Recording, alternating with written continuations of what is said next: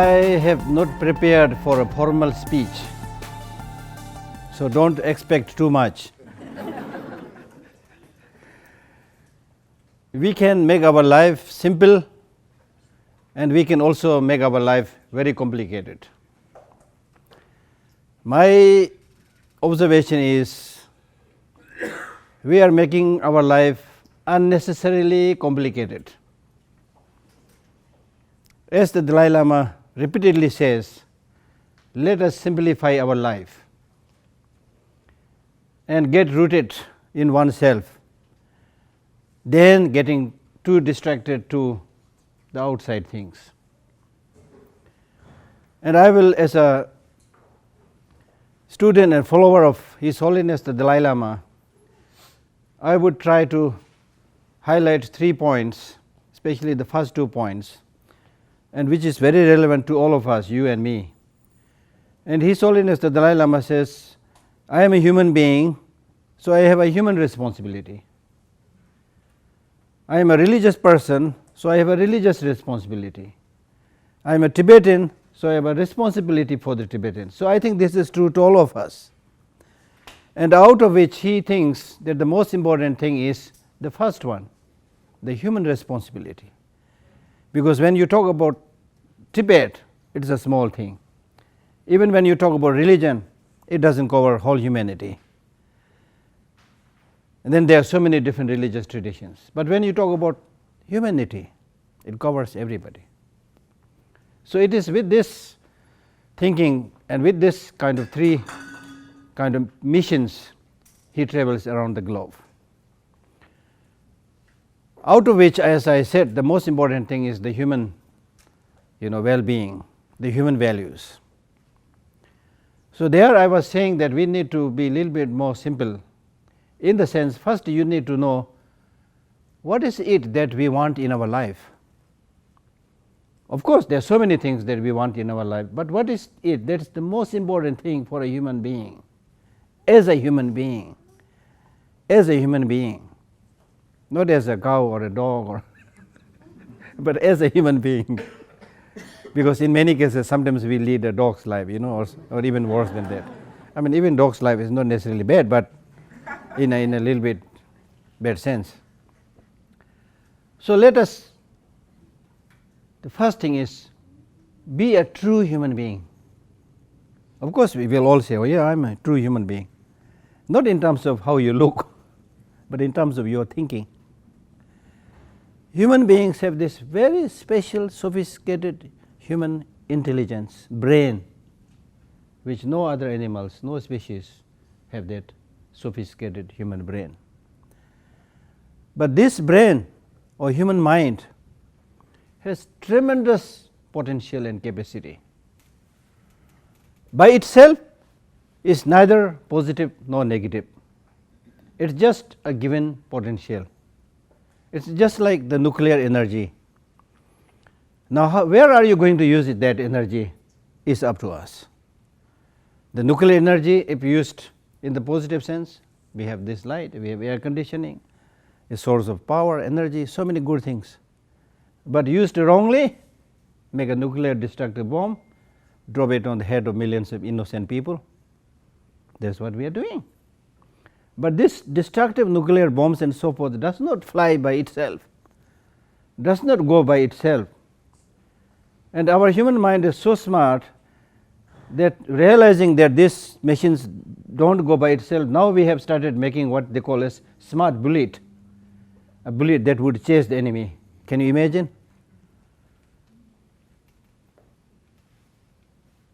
So therefore, what my main point is, it is the human beings that not only has the huge responsibility, but also has that tremendous capacity for goodness as well as for badness. No other animals have that potential. Snakes, they are poisonous, but see what kind of damage they do. Very, very limited. Tigers and lions, they are, carnivores, but the damage they do, very, very limited.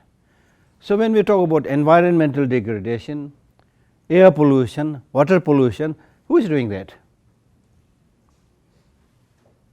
We need to take the responsibility.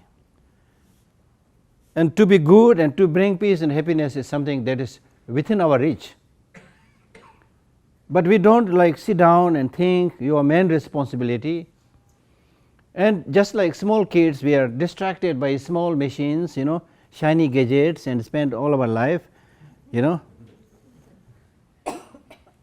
and getting completely, this is just one small example, getting distracted in so many countless things. So to make a long story short, what is happening today in this materialistic world is, whether you are saying it or not, whether you are believing it or not, whether you are intentionally doing it or not, but we are running too much after material objects and completely forgetting yourself. And it is nothing but true that the more you go outside, the more you will forget what is there within yourself. Many of these modern diseases like low self-esteem, depression, loneliness, these are the symptoms of inner starvation. I call it inner starvation, because at least for the body we do something, we do physical exercise, we do jogging, stretching, pushing, pulling, so many things, and then all kind of 100,000 vitamins we pour in, things like that. It may be good, maybe not good, I don't know.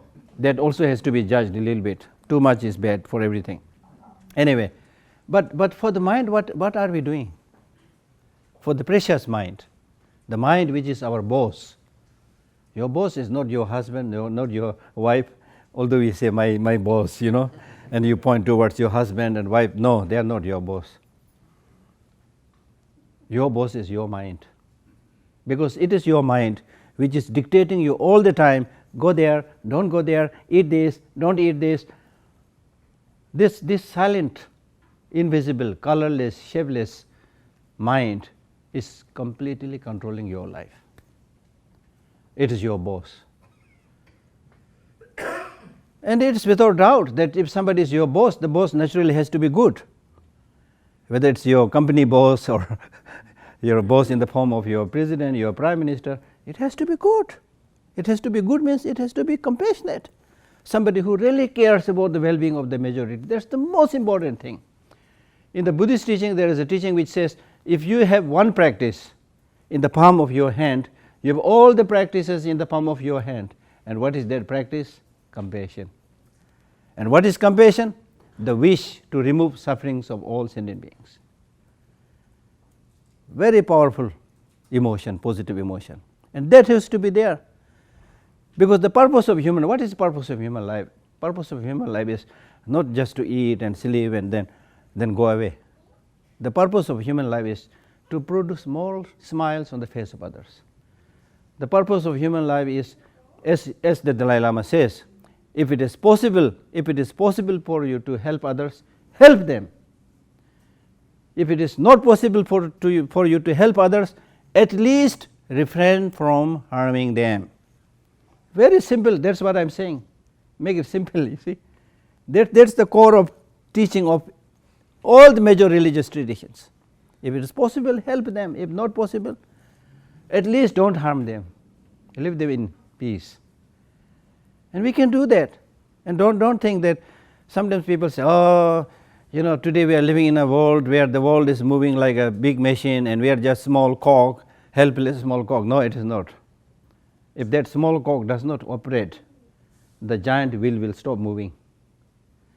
And particularly it is important for the elder generations to seriously think about what is the greatest gift that you are going to give to the future generation. What is it that you are going to leave for the future generation? Is it just some concrete buildings and some material object? Is it the biggest thing? I have been thinking about this for some time. I have been thinking, of course, we are all going to die. And Buddhist believes that there is a reincarnation. Okay, that's also comforting, but it's not so convincing, to be honest. Not convincing in the sense, not because it doesn't have a logic or anything, but we need to understand that, you see. We need to see the possibilities and so many other things. So it's not easy. So what is it that will ensure the continuity of what you strongly believe in? Then I start, in the case of parents, they must live their good values with their children, and that value, when that value lives through the younger generation, it's equal to your being alive. You're equal to being. If you do that, there's really no death in the true sense of the term. So even if people like me, I have no children, but still I can have students. I can leave the value in them. I can plant a nice tree and let many future generations enjoy that. There's so many good things you do. And when we talk about doing good things to others, we are not asking for a self-sacrifice. Many people think, oh, they have to do good things for themselves, I have to do good things for myself, who am I to take care of them? People think like that. No, that is stupid. Because we are not living in vacuum, we are living in an interconnected world. And what touches others affects you. This is something that is being repeatedly told in democracy also, you see. So therefore it is really, really important to live your life in such a way that each and every day, if possible each and every moment, you produce some kind of peace and happiness in the mind of others, with the realization of the fragility of everybody. However much we pretend we are somebody special, and pretend that I'm not going to die, I'm not going to get sick, all these things will come. So there is fragility, there is suffering, there is a problem. I'm not saying life is completely just problem. I'm not saying that. Many people say Buddhism is pessimistic. No, it is not pessimistic, it is realistic. It talks about both the good things and the bad things. So bad things are there, problems are there, difficulties are there. And therefore one of the Buddhist teachers, he says, you don't have to kill people, they will die. So from there we can conclude that you don't have to create suffering on others, they're already suffering. You see? Really, so that's why when we in Buddhism, when we talk about developing compassion, we say develop compassion based on insight, based on true understanding of the other people's.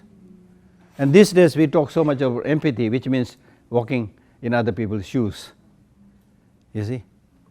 Imagine if you are in that particular situation, how would you think? You take yourself as an example. If you don't know how to deal with others, take yourself as an example. And see whether, if you are dealt in this way negatively by some other people, you will enjoy it or not. Take oneself as an example. And this kind of attitude, developing compassion and love and extending a helping hand to others, has a liberating effect upon yourself.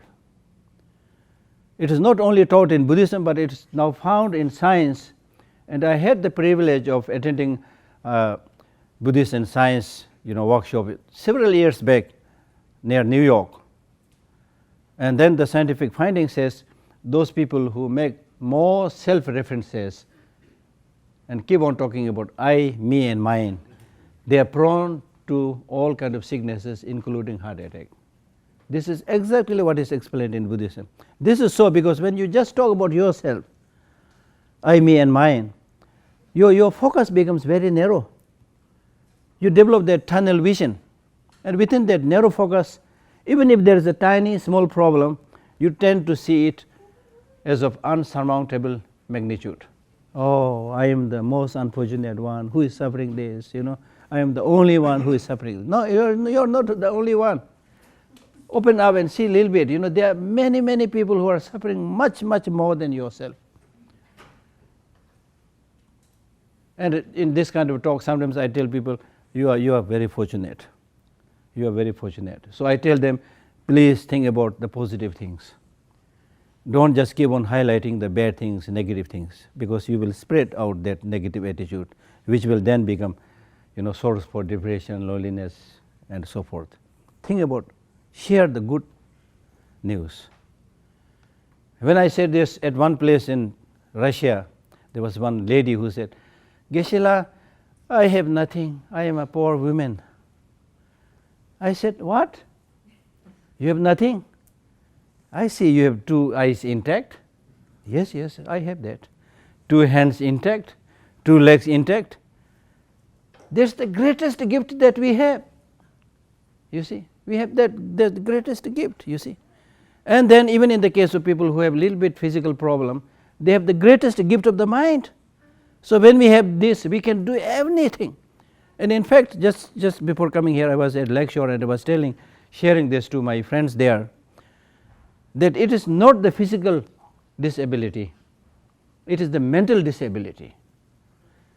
Mental disability also in the sense, people who has ill will, anger, hatred, they are basically mentally disabled.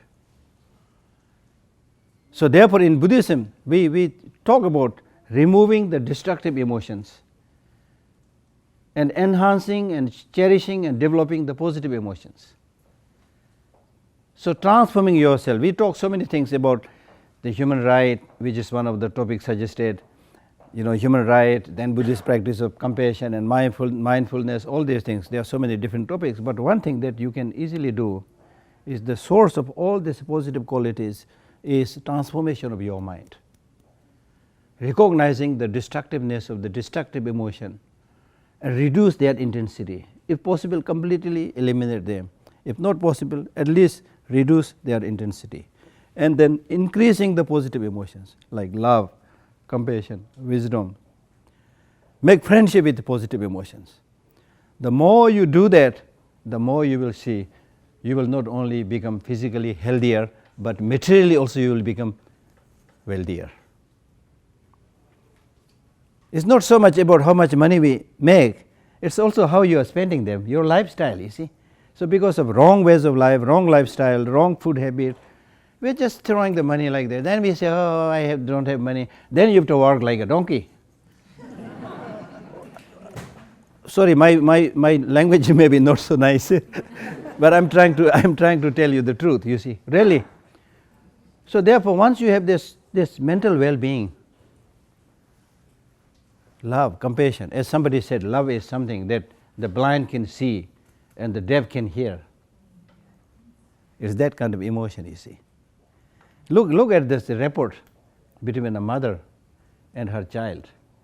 And in Buddhist text, it gives the example of a mother who has only one child, which is also, number one, only child. Number two, very small. Number three, very cute. You see?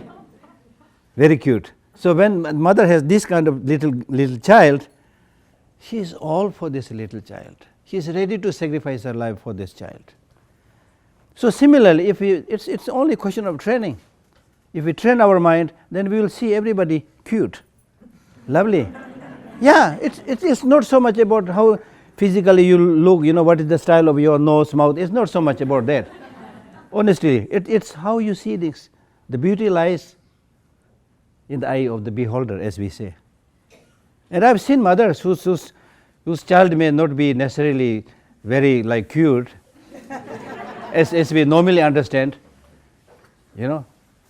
but still for that mother, her child is the most beautiful child. So therefore it is important to see the actual reality and situation of other people. Then these days we are fond of introducing each other, but if you see that real human side, the human reality, then there is hardly any need for doing any introduction. You are American, okay, Tibetan, okay, but that's not the big thing. The big thing is you are a human being like me. Like me, you want happiness, do not want suffering. As an individual, I try my best to take care of myself, to look after my body, to look after my mind. I'm not good in that. We are all not in good that. But at least we try our best to take care of ourselves. But if somebody asks you this question, that Geshe-la, I've seen you that you have been taking care of yourself for the last many years. Why are you taking so much care about yourself?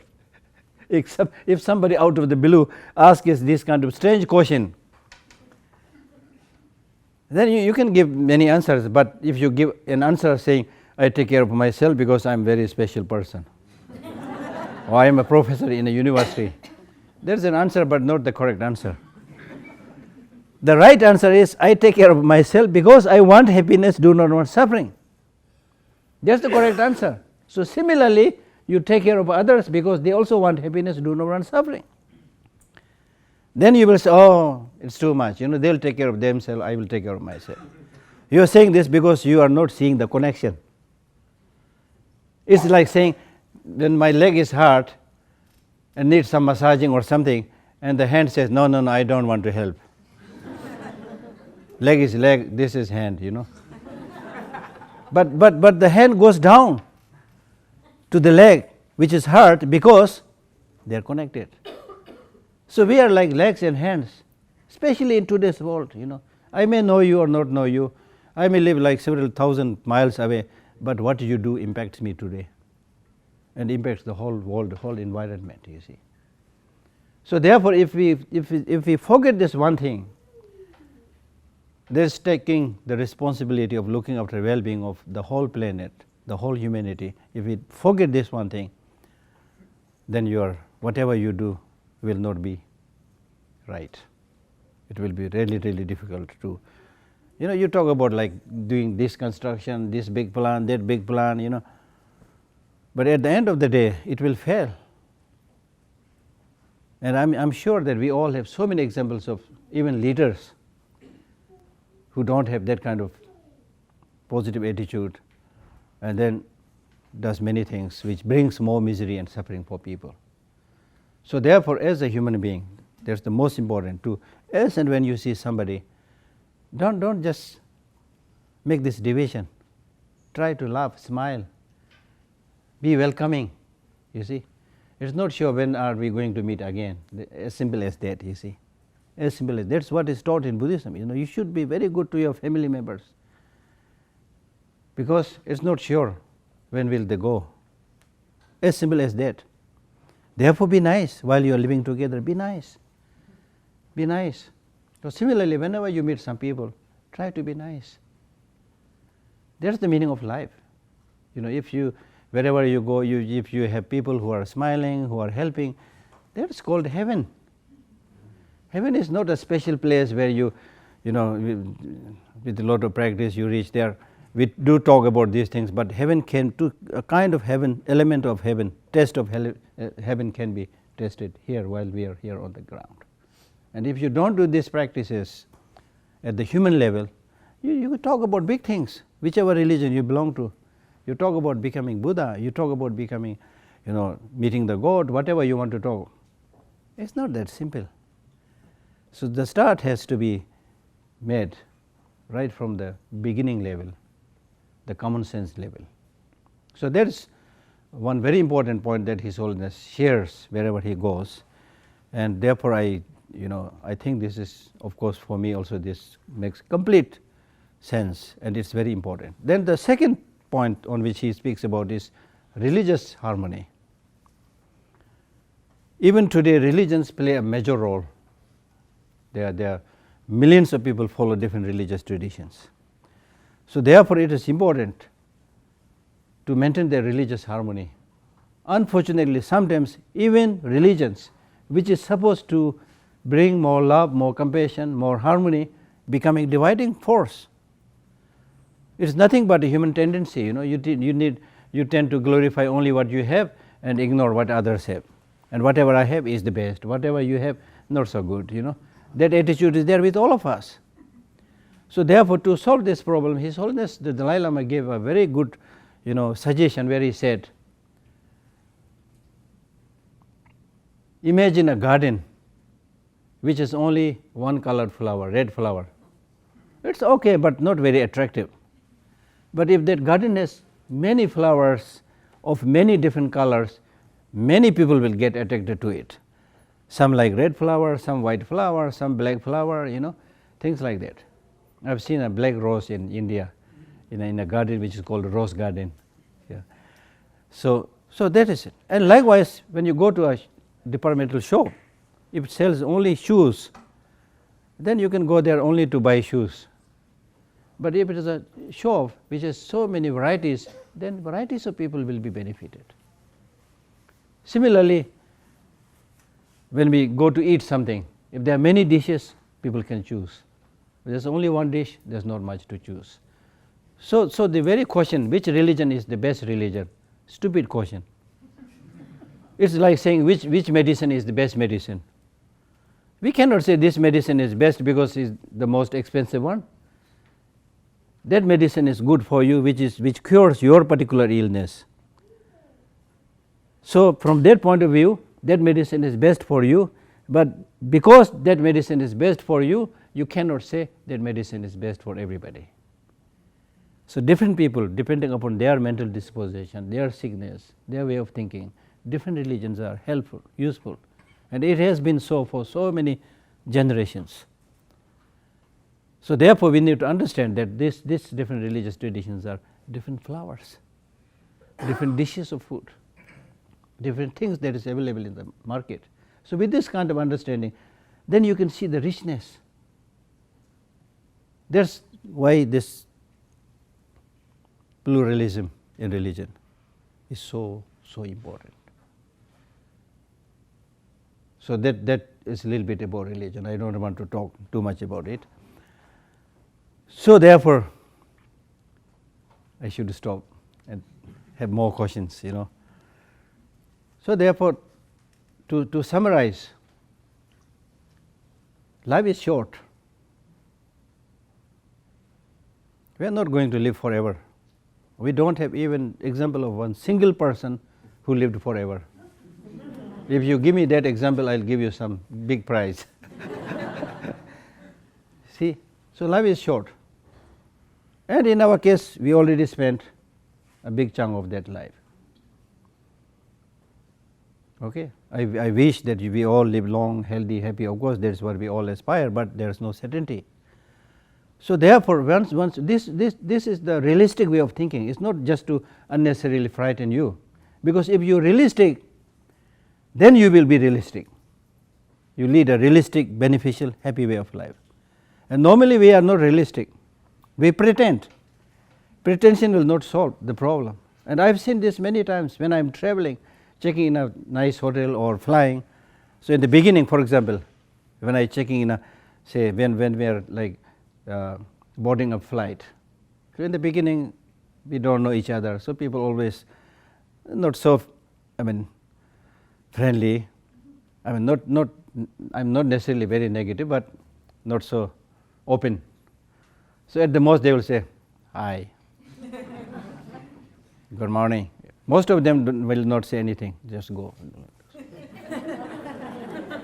I have to do a little bit acting, you see. Okay, good. Then we board the flight, sit on our seat, and then the food is served. Everybody is a gentleman, gentlewoman. Not much need to talk about others, kind of attitude there.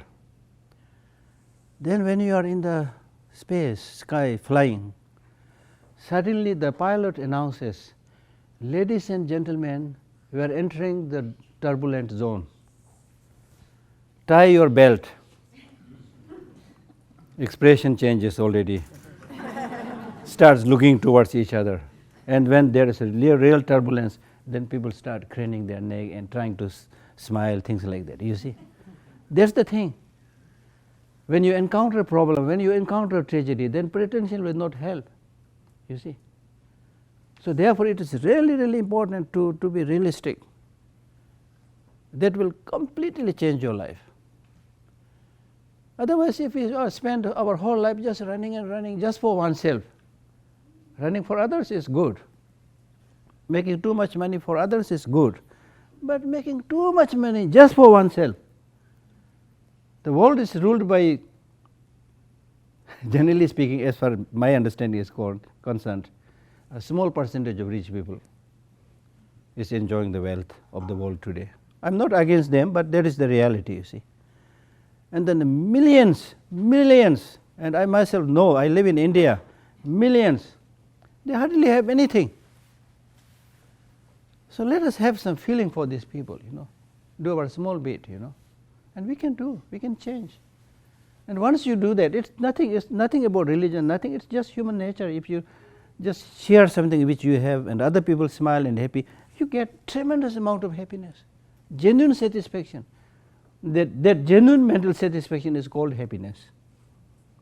Happiness is not like a rainbow, you chase and nearer you come, the more it disappears. The ordinary concept of happiness is, what we are doing is really like chasing the rainbow. If you chase the rainbow, you will never be able to catch rainbow. So it's by doing this small things, you know. And when we came into this world, we came with nothing. A crying baby, naked, not speaking even a single language. Forget about second language, you know. Not a knows nobody.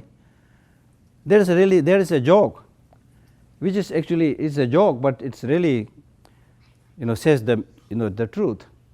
After the birth of the child looks at the mother and says, the mother was taking care of the child, but the child looks at the mother and says, "Have we met before?" Yes, we never met before. Then why you are taking so much care about myself? You know, I want you to give that answer. You see, so it's not so much about whether you know that person or not, but when you develop this attitude of others, part of yourself, others belonging to yourself, your whole life's attitude will change, and you will be ready to help others. Now, helping others is not just giving money. Even just a kind smile will make the day of a person. You see, there are people who are depressed, lonely, you know, because of having no genuine human contact and support and help. You can change their life. And to be honest, many unfortunate things happening in the society are also because of many people who are lonely, who felt neglected, and out of desperation they do many things. Now in Tibet itself, more than 149 people committed suicide through self-immolation by burning themselves because of the desperation of the situation. But still, in the case of the Tibet, 149 people self-immolated themselves, but without harming a single Chinese. But still, how much people pay attention to what is happening in Tibet is negligible, to be honest. So if we want to live, and I make some challenging remarks to other people by saying that today if Tibet and any other country is suffering, if you just remain as a spectator, then the repercussion will be next time the same thing happens to you or to the world, people will say, forget about love, forget about compassion. What did the Dalai Lama got? What did the Tibetans got? So it's really, really important as much as possible to show this kind of feeling for others, not just for Tibet. Tibet is very small, but there's so many people who are suffering. So I'm really, really happy that the fact that you are here means you are good people. That's my take. Everywhere I go, I say, it's really like preaching the converts, you know. And the problem is there are many who doesn't show any interest about these values and the ethics and morality. But in one way or the other, we are all connected to these different people, so it's important to slowly influence them to become a good person, happy person. Happiness is the source of everything that it grows, that develops. Unhappiness is the source of downfall, destruction, death, and so forth. And therefore, I always tell people, almost like concluding remark, I always tell people that I am giving you a commitment. And what is that commitment? Whatever may come in your life, don't make your mind unhappy. So it's very important. Life is short. I will be happy each and every moment. Whatever be the tragedy, whatever be the problem, I will not make my mind unhappy. If you learn to do that, you can face any challenges. Sufferings means challenges. If you face challenge, you grow, you learn new things. If you don't face challenge and don't know how to face challenge, you will suffer. Many of the Buddhist teachers, they say, when they hear the word suffering, some of these teachers, they say, what suffering? What is that? I have no idea. So what they are saying is, it's your mind. It's your mind. The same thing can be source of happiness for one person, for another person, source of suffering. It's your mental attitude. So therefore, in Buddhism, we talk so much about meditation, mindfulness, and so forth. So I'm glad that there's a lot of interest in Birmingham, even with this small visit, I can sense that. You see, there's a very positive energy. So please keep that positive energy. I'm not saying just study Buddhism. Buddhism is a religion. That's whether you want to study or not, it's up to you. But the essential messages, the techniques, 1,000-year-old techniques, which is universal. And it is because of that His Holiness the Dalai Lama is now asking the Tibetan monks and nuns to study science. Now he has another important project of teaching social, emotional and ethical learning. And we are opening a branch in Emory University in Atlanta and hope to produce a curriculum of teaching values and ethics, universal ethics. Ethics that is based on common sense. That's not based on religion, any religion, but that's based on common sense, common experience, scientific findings, evidence based. Look, this is good for you, therefore you should do, that kind of lesson we are planning, and then there will be opportunities for you if you have interest to participate in those, to introduce you in your own school or university, whatever, So thank you very much. That's all.